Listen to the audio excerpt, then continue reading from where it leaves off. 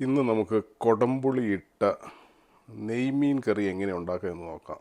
ഇതിനു വേണ്ടി ഞാൻ എടുത്തിരിക്കുന്നത് 1/2 കിലോ നെയ്മീൻ ചെറുതായിട്ട് നുറുക്കി അതിനകത്ത് 1 സ്പൂൺ വിനാഗിരിയും ഒരു 1/4 സ്പൂൺ മഞ്ഞപ്പൊടിയും 1/4 സ്പൂൺ ഉപ്പും ഇട്ട് തിരുമ്മി ഒരു ഇതള് കറിവേപ്പില ഇട്ട് ഒരു അരമണിക്കൂർ ഞാൻ തിരുമ്മി വെച്ചേക്കുവാണ്. പിന്നെ ഞാൻ ഈ ഉണ്ടാക്കണ മീൻ കറിക്ക് കൊഴുപ്പ് കിട്ടാൻ വേണ്ടി ഞാൻ സാധാരണ മീൻ കറി ഉണ്ടാക്കാൻ നേരത്തെ ഇങ്ങനെയാണ് ചെയ്യുന്നത്.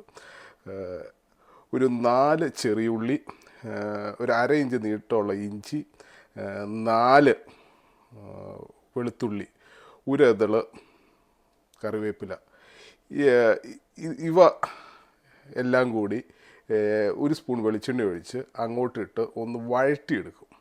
ഓക്കെ, എന്നിട്ട് ആ വഴറ്റിയെടുത്തത് മിക്സിയിലിട്ടൊന്ന് അരച്ച് ഞാൻ എടുക്കും. എന്നിട്ട് ആ അരപ്പാണ് നമ്മൾ ചേർക്കണത്. അങ്ങനെ ചേർത്ത് കഴിഞ്ഞ് കഴിഞ്ഞാൽ കറിക്ക് നല്ല കൊഴുപ്പും നല്ല സ്വാദും കിട്ടും. ഇനി നമുക്ക് നമ്മുടെ ഈ അരയ്ക്കാനുള്ള സാധനങ്ങൾ വെളിച്ചെണ്ണയിട്ട് ഇടാം. ഓക്കെ, ഇതിങ്ങനെ ഭയങ്കര ഫ്രൈ ആക്കൊന്നും വേണ്ട, ജസ്റ്റ് ഒന്ന് മൂപ്പിച്ചെടുക്കുക. അത് കഴിഞ്ഞിട്ട് നമുക്കിത് അരച്ചെടുക്കാം. അടുത്തതായിട്ട് നമുക്ക് 4 ചെറിയുള്ളി ചെറുതായിട്ട് അരിഞ്ഞ് അതൊന്ന് വഴറ്റിയെടുക്കുക. അത് വഴറ്റിയതിന് ശേഷം അതിലേക്ക് തന്നെ ഒരു ഏതെല്ലാം കറിവേപ്പില ഇട്ട് കൊടുക്കുക. ഇതിന് ശേഷം നമുക്ക് നമ്മുടെ പൊടികൾ എന്തൊക്കെയാണെന്ന് നോക്കാം.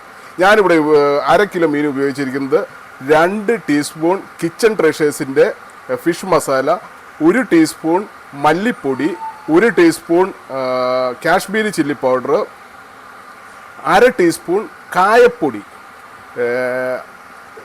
1/2 ടീസ്പൂൺ കായപ്പൊടി, 1/4 ടീസ്പൂൺ മഞ്ഞൾപ്പൊടി, 4 കൊടംപുളി ഞാൻ കഴുകി വെച്ച് വെക്കുന്നതാണ്. ഇനി നമുക്ക് ഈ പൊടികളും പുളിയെല്ലാം കൂടി നമുക്ക് ഈ വഴറ്റിയ ഉള്ളിയിട്ട് ഇട്ട് കൊടുക്കാം. ഓക്കെ, അതിനുശേഷം ഇതിൻ്റെ പച്ച മണം മാറണ വരെ ഇട്ടൊന്ന് ഇളക്കി കൊടുക്കുക. പ്രത്യേകം ഓർക്കേണ്ടതെന്ന് വെച്ച് കഴിഞ്ഞാൽ ഇത് ഹൈ ഫ്ലെയിമിൽ ഇടരുത്. ഹൈ ഫ്ലെയിമിൽ ഇട്ട് കഴിഞ്ഞാൽ ഈ പൊടികളെല്ലാം കരിഞ്ഞു പോയിട്ട് നമുക്ക് ആ മീൻ കറിക്ക് നമ്മൾ ഉദ്ദേശിച്ച രുചി കിട്ടില്ല. ഇതിന് ശേഷം നമുക്ക് ചെയ്യാൻ പോകുന്നതെന്ന് വെച്ചാൽ നമ്മൾ അരച്ച് വെച്ചിട്ടുണ്ട്. ആ അരച്ച് വെച്ചേക്കണ അരപ്പ് എടുത്ത് ഇങ്ങോട്ട് ഒഴിക്കുക. ഇപ്പോൾ നമ്മുടെ ഈ പൊടിയക്കടയൊക്കെ പച്ചമണം മാറി. ഇനി നമ്മൾ എടുത്ത് വെച്ചിരിക്കുന്ന അരപ്പ് ഇങ്ങോട്ട് ഒഴിക്കുക.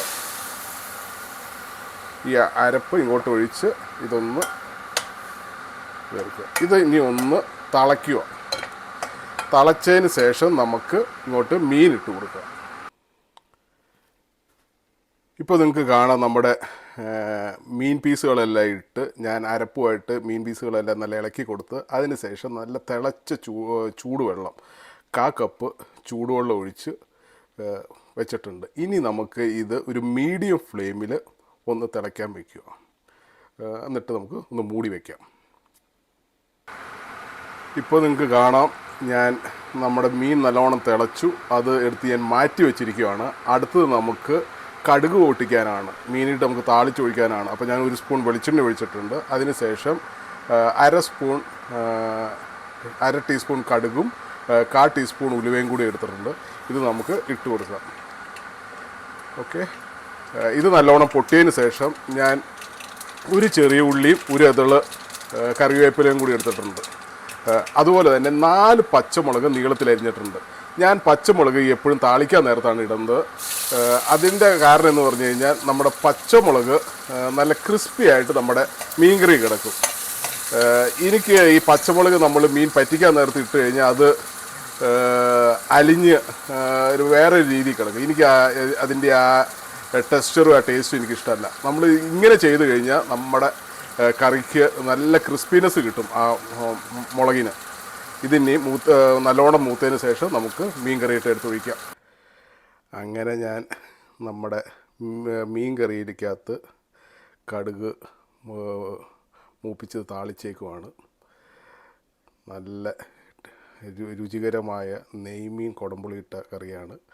ഇത് നല്ല കൊഴുപ്പ് കിട്ടും ഈ കറിക്ക്, ഇങ്ങനെ നമ്മൾ അരച്ച് ചേർത്തതുകൊണ്ട്. ഇത് നിങ്ങളൊന്ന് ട്രൈ ചെയ്ത് നോക്കൂ, നിങ്ങൾക്ക് തീർച്ചയായിട്ടും ഇഷ്ടപ്പെടും. Thanks for watching. Bye bye.